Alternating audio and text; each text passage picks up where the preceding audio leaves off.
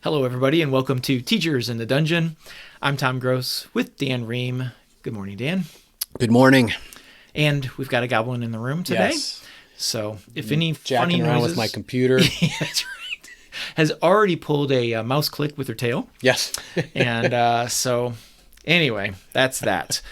Well, today we start another series for 2024. Yes. And we are titling that Creature Types, where we will do an exploration of different creatures in the RPG worlds. Yes. I think, like fays. Yes. Oozes. Oozes was my favorite one that you brought up, and I loved it. I'm like, yes, elementals, that sort of thing.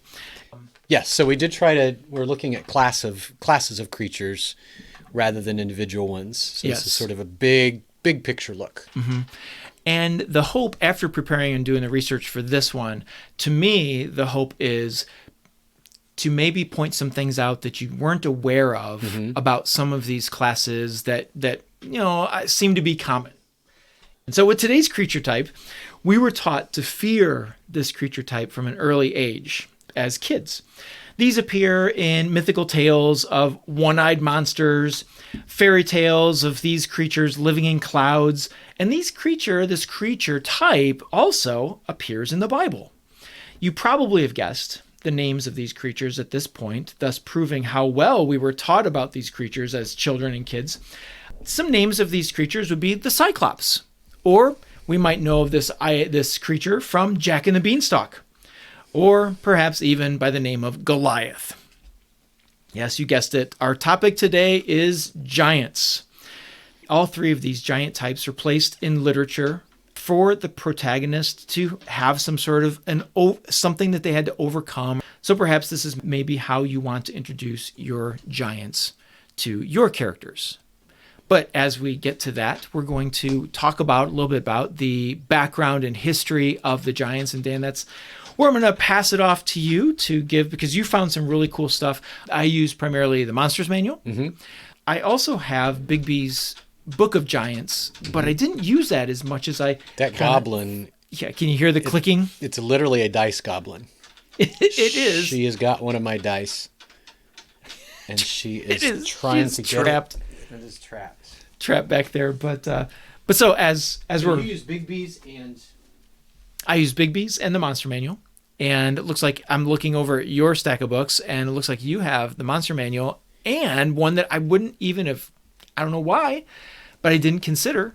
I didn't even know. I just thought, well, I wonder if it has it in there, and it did. So yeah, Volos. Yeah. So this is from several years back, but if you're researching on your own, those Monster Manual obviously is a good place to be. Yep. But in addition, Volos has some very interesting lore. Yeah. And then, of course, obviously, Bigby's Giants. So share with us some of the lore that you found.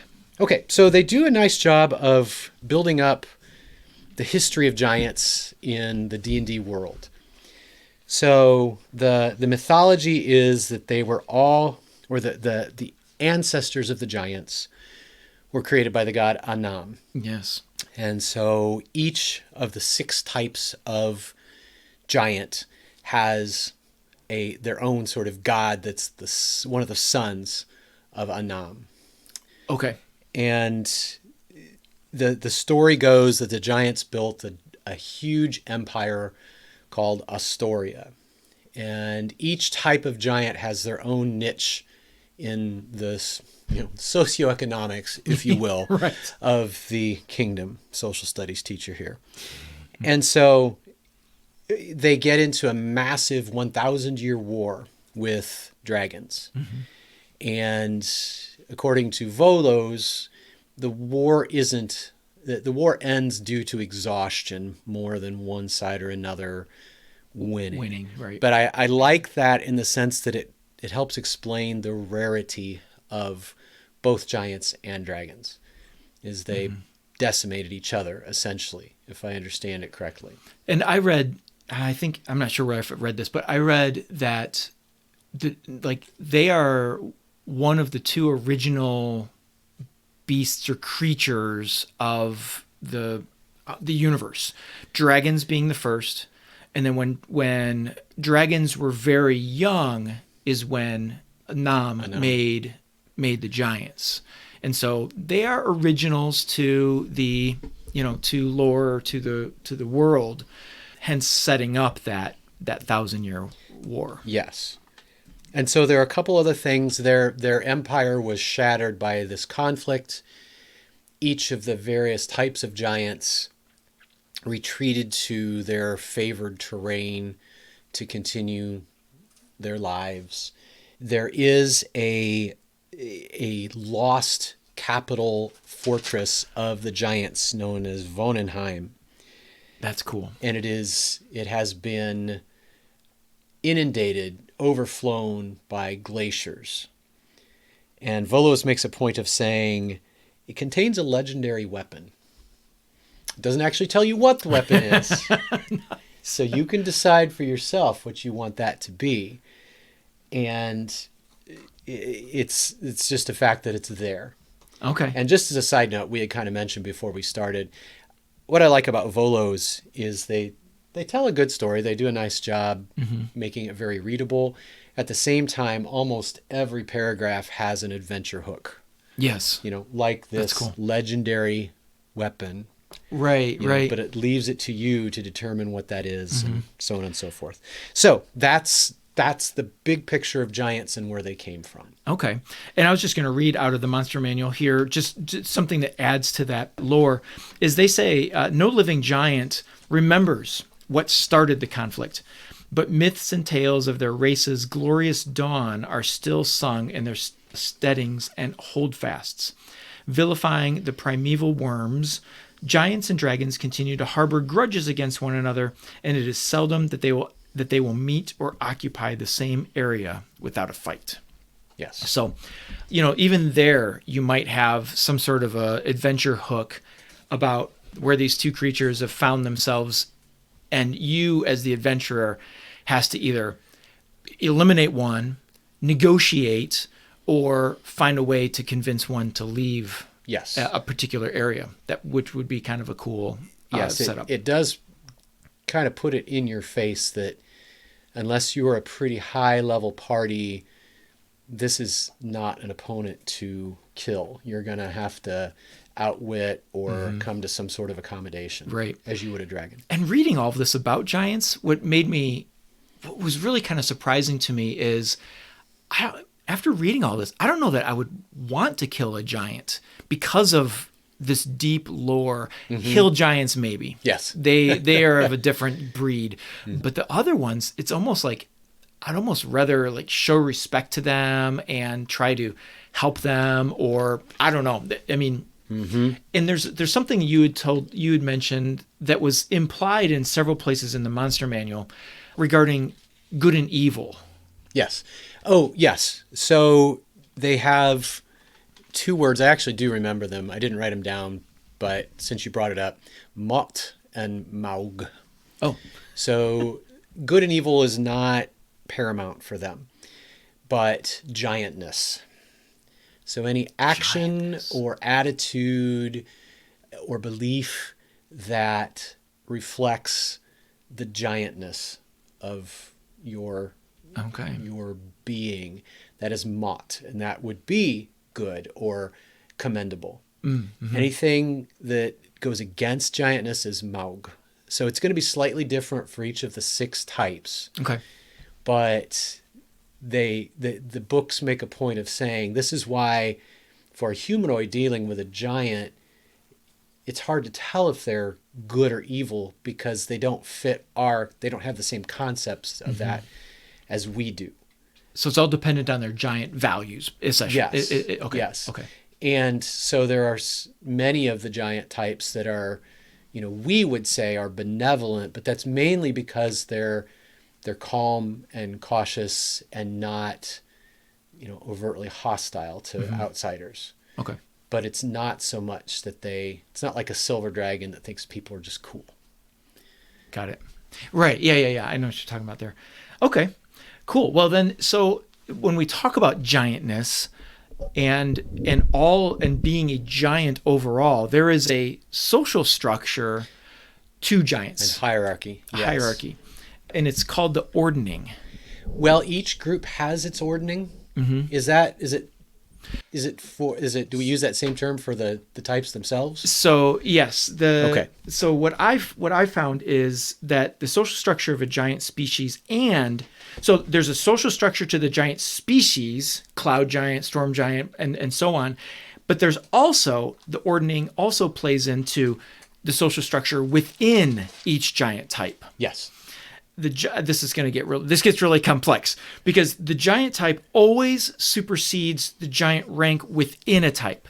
Example, a top tier or like a king or leader of a hill giant group, they will always, no matter what their rank is in hill giantness, even the top ranked hill giant still will be lower than the lower rank of the stone giants, which are next. Mm-hmm. So you are stuck within your system, your hierarchy within whatever ranking of giantness you are.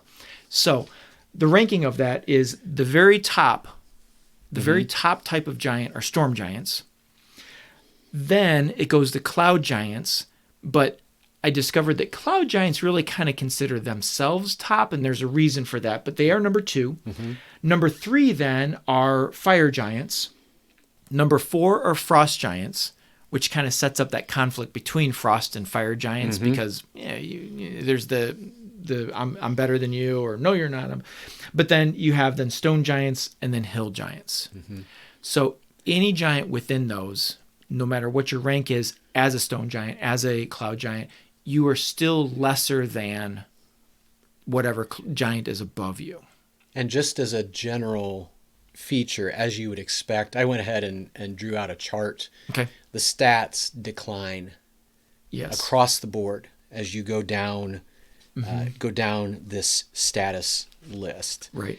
And I also found there's an exception to this, but you also, as you go down this list as an adventurer, you're more likely to find conflict. Right. As well. Yeah. So they're more likely to be listed as evil as you go down. Mm-hmm. But again, evil doesn't really fit. Yeah, I found a good line in the monster manual that sort of defines that without coming out and saying that. It says in the monster manual, it is not evil for a giant to disrespect or betray a higher rank. It's just considered rude. Yes. which I think says a lot about their view of what alignment means. Yes.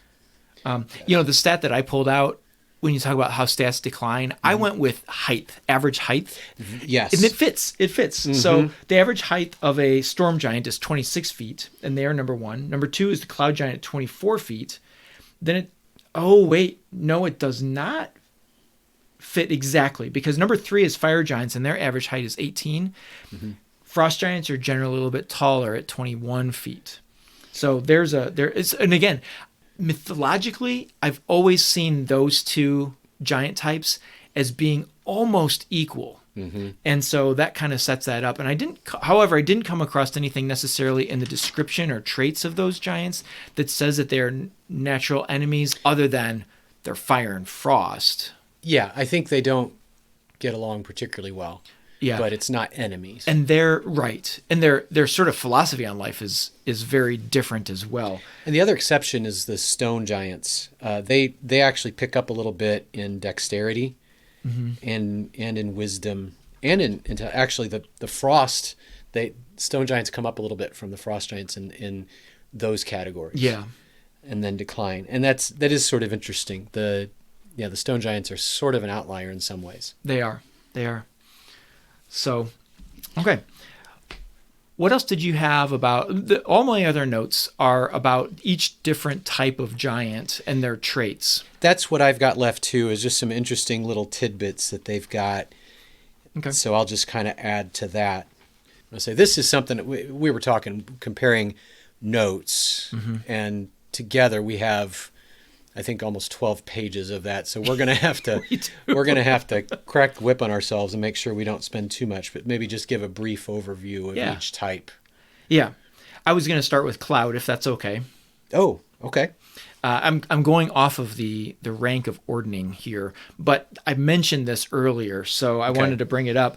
So cloud giants, they typically consider themselves the top of giants because storm giants are massively reclusive. Storm giants do not interact with others. And so because of that, cloud giants are kind of like, all right, they're up there doing their thing. We're here and we're going to tell you what to do. Mm-hmm. And so they kind of consider themselves to be the top of the order. They will often use other giants to do their bidding. Mm-hmm. For example, they might have fire giants create things for them, mm-hmm. which kind of gives away traits of those. And then they might find hill giants to do some of their dirty work as far as like collecting things or stuff like that. But really, cloud giants have little concern for earthly trivials. Sorry, I was trying to read my own writing there for a second. But they will typically live either in clouds, and there's a story behind that. Do you have that? They back in the day, mm-hmm. when they still had their full empire, they had certain areas of knowledge that they have since lost. And one of those was the magic to make a cloud solid so you could actually build on it. Right. And so they've lost that, and almost all of those were destroyed, but there are a few left. The fragments and whatnot. And so if a cloud giant doesn't live on one of those fragments of the past, then they typically will try to find the top of a mountain that sits in the clouds. Yes. Other things that I found about them, they are the ones that D&D has tied into the Jack and the Beanstalk. Oh, right. Solid cloud. Yeah. And so the way they do that is they say that cloud giants actually really enjoy gardening. And yes, that's right. I did catch that, yeah. So they make a point of saying cloud giants collect tribute from the humanoids that live near them, but it's, quote, voluntary. Okay. And the book makes a point of saying it probably doesn't feel voluntary, but according to the giants' way of thinking, if there's a cloud giant family in the area, everything else that's could cause trouble for humans is probably going to stay out of the way. Okay. So in the mind of the cloud giants, hey, we're doing you a favor. Just by being us, mm-hmm. we are doing you a favor, so pay up. And they'd say that if humanoids do have like a famine or have problems with food, the giants, if they notice, are good enough that they will provide food. Mm-hmm. And so the book says this is where you get the stories of a house carved out of a single pumpkin, or so-called magic beans. Got it. And those sorts of things. So that's how they tie that in, which I thought was pretty cool. Nice. Anything else on cloud giants? I don't think so. Just that, yes, they're not benevolent in the way that humanoids would consider that, but neither are they don't see humanoids as prey. Correct. So then let's jump back to the storm giants. And here's what's really interesting. They apparently are so reclusive that I didn't write down any notes about them. So I must have felt really comfortable on my understanding of storm giants. But they spend most of their time in contemplative thought. They watch the stars.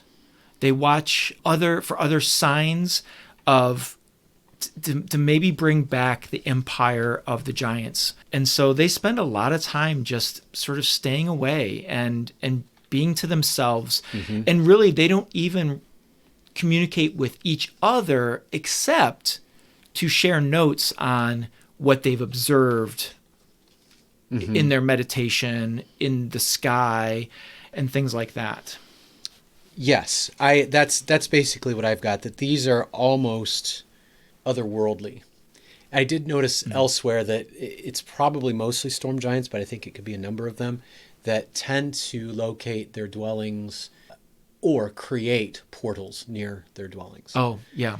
And so storm giants in particular would be likely to traverse the plains.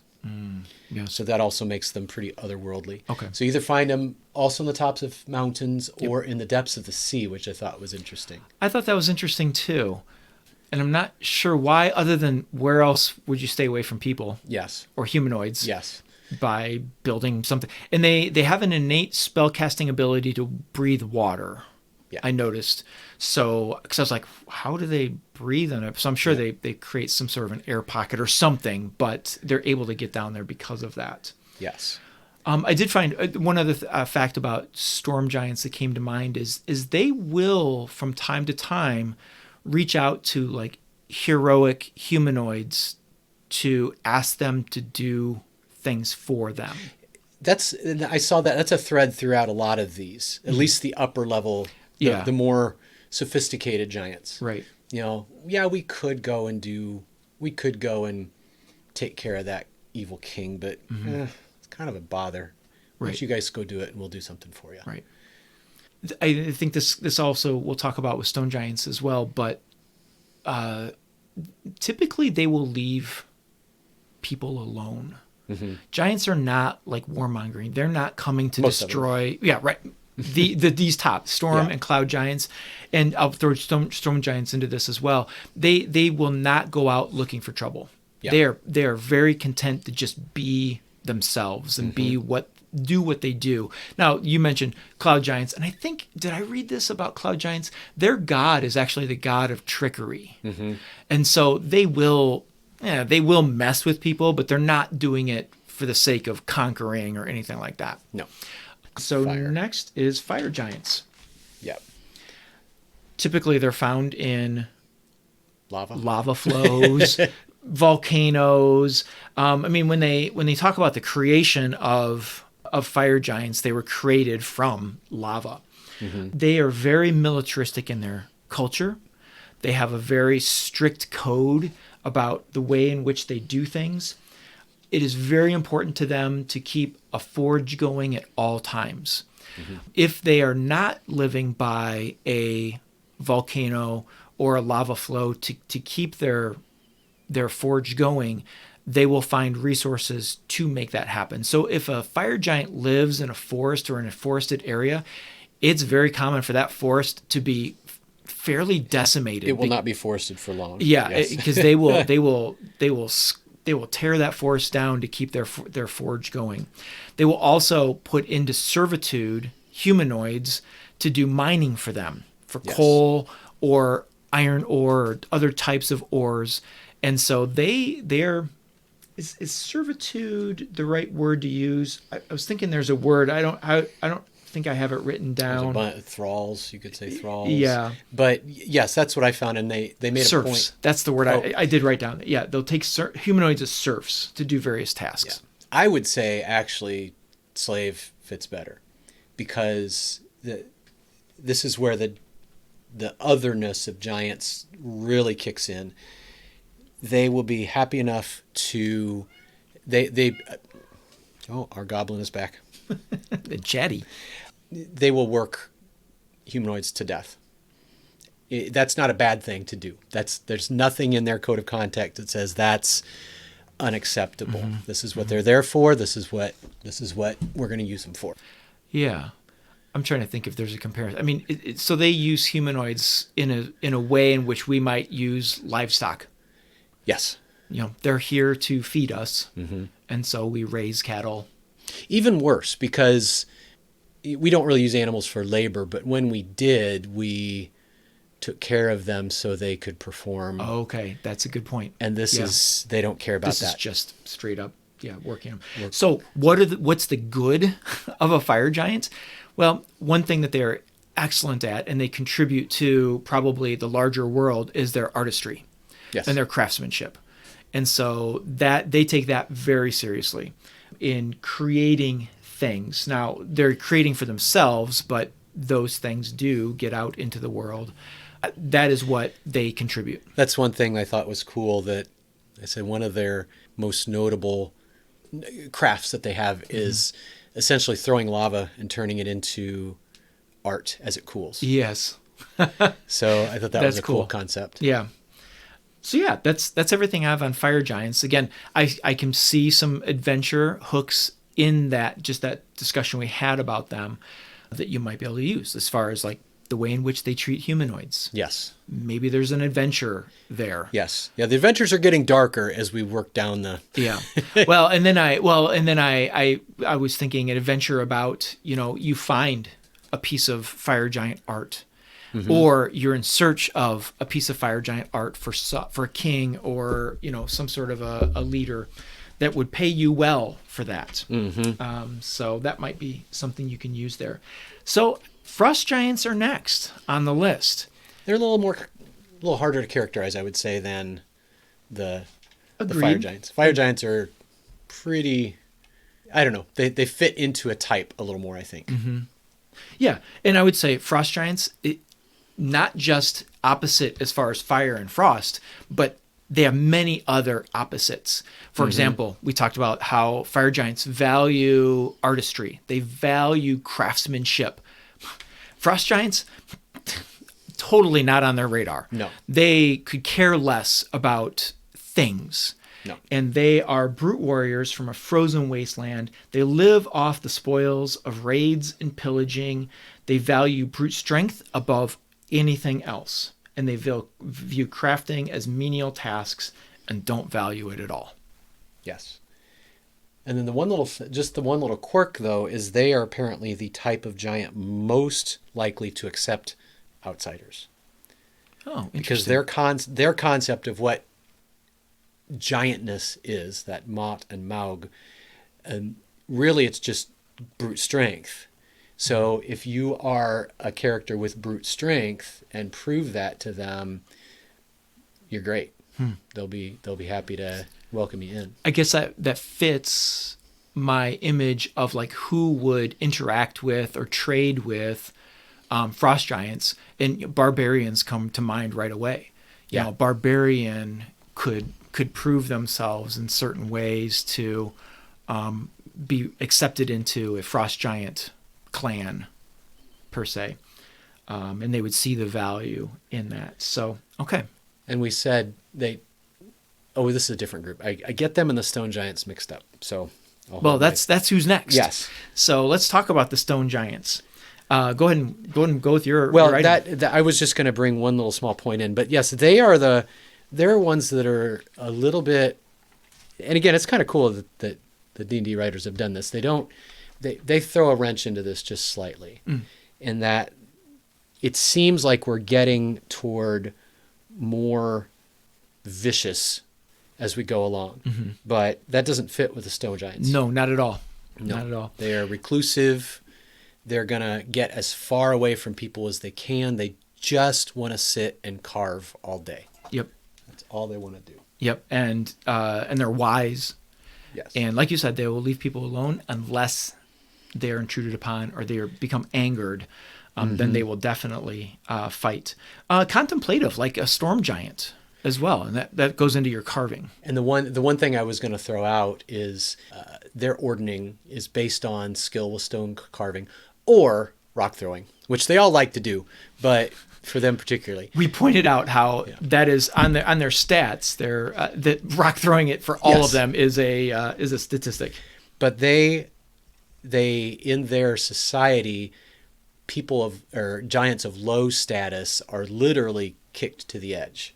So if you as an adventurer stumble across stone giant territory, the guards and the sentries that you meet are going to be the lowest, least capable, stupidest, meanest stone giants. So they aren't going to be entirely reflective of what the group itself is like. I see.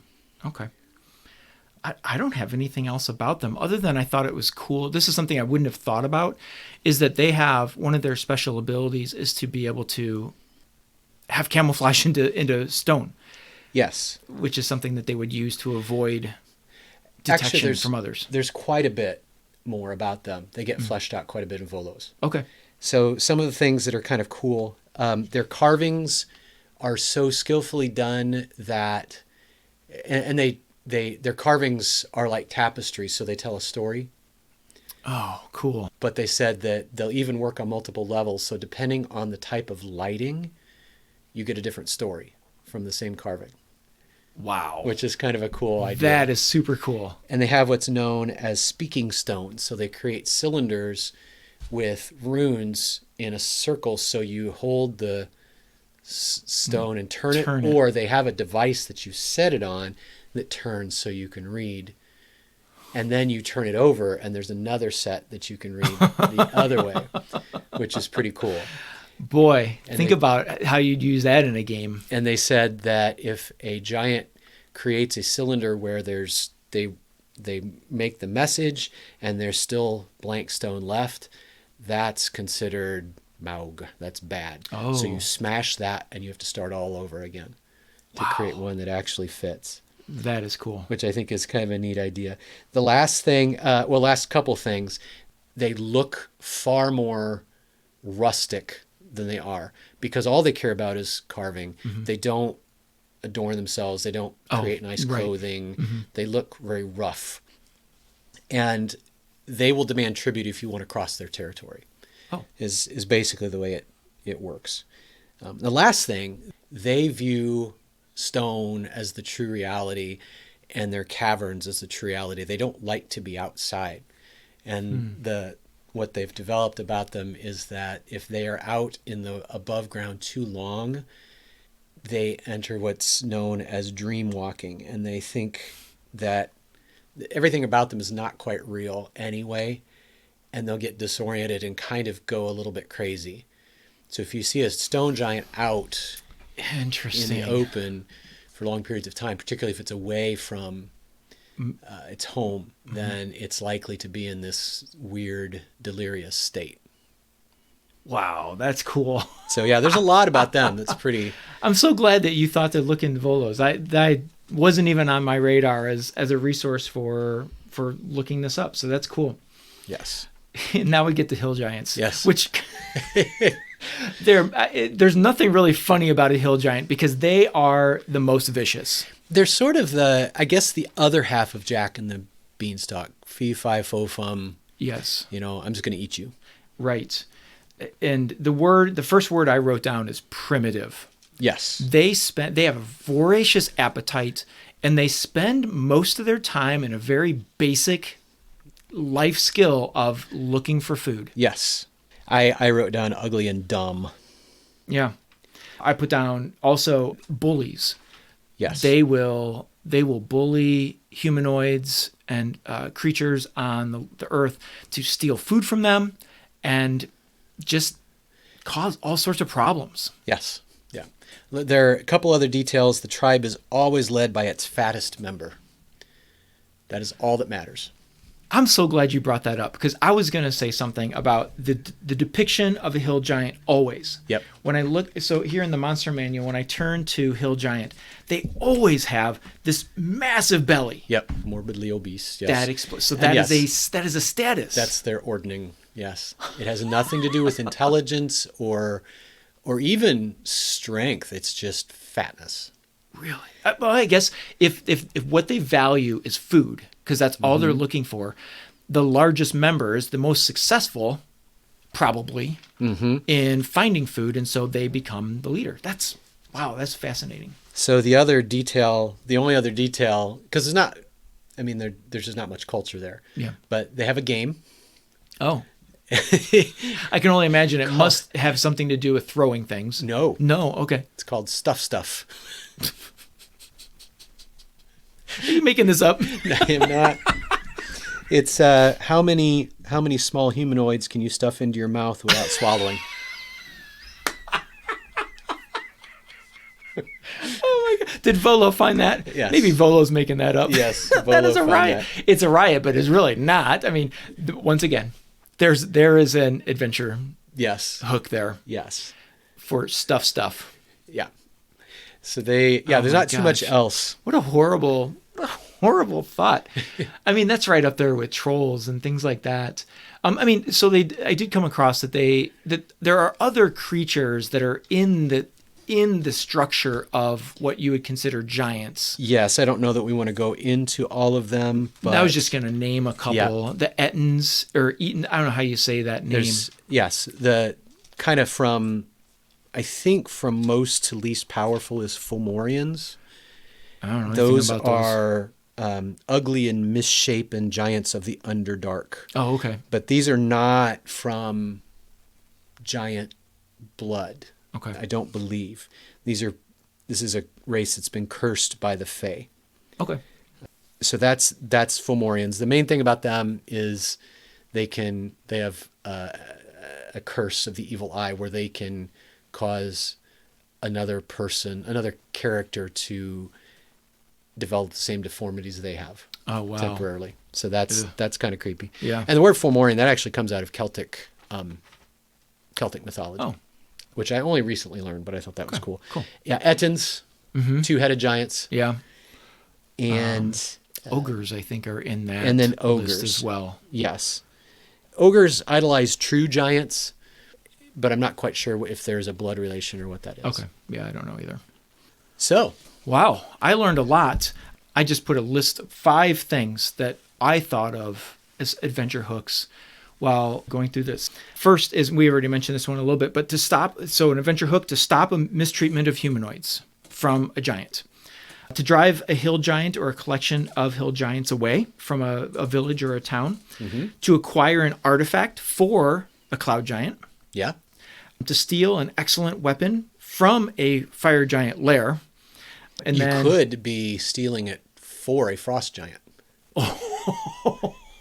that is cool. Because that is part of the lore is that frost giants want the iron giants fire giants to make weapons for them, and the fire giants are like, no, get Yeah, right. Use that club over there, that Yeah. tree. Okay, and then the last one I wrote down was a storm giant asks you to do some benevolent task for them that would serve goodness, or what's the word? Mott. Yeah. That was fun. Yes. I learned. I'm glad you sort of wanted to do giants, and I really didn't. To be honest, didn't know that. This is another category that just never interested me. Like, blah blah blah, Jack the Beanstalk, blah blah blah. Yeah. And it was fun to read through the variety and the little details that are thrown in to make these guys unique from each other. Okay. So yeah, I learned Yeah, a lot. I thought I'm that much was- more willing to include them. I thought that was cool. So I was just looking up on our calendar for February. We're going to talk about a creature type that I think I might just sit back and listen to you talk about, because you use these creature types a lot, and that is the Fae. Right. And so, So we have Giant January and Fae February. Fae February. I don't know that we planned that way, but The giant one we did, kind of, but Okay. the rest, and it's not going to continue, folks. We don't have a vowel for April. no. But we Or did M for March. thematically. Yes, Create. there is a theme. Maybe Yeah. we'll just let them try to figure out what the theme is. That's right. Well, very good. I hope you all learned as much as I did about me giants too. today and got some ideas. If you have any information about giants that you've read or found someplace, either from mythology that we could use in an RPG game, or maybe you found something in the D&D lore that we missed that you thought was really important or interesting, let us know. Share that with us either through Gmail, teachersinthedungeon@gmail.com. Yes. Leave a comment on the show, either right here in Spotify. You can comment on our shows, or on social media. You can catch us there. Do you have a We're favorite on- giant? One more time. Did you have a favorite giant? Do you have a favorite giant? Yeah. That's right. And I mean, so a lot of the other resources and even third-party resources have, different types of giants and things like that. So, Yes. I did start diving into a couple of the third-party ones that I had, and I'm like, there's too much. I can't do that. Right. So I meant to say this earlier, but Volo's does have variants of each of the giant types that are a little buffed. Cool. So if you are looking for levels of giant and don't want to do that yourself, Volo's I like Volo's overall. Volo's And is a good book. the Bigby's Presents Glory of Giants, that has a bestiary of other giant creatures. Okay. One that just sticks in my head is literally is a giant leech. I think is what they talked about a lot. Okay. There's a really cool art piece for that. If you want to learn more about other giant creatures, the Bigby's Glory of Giants does that.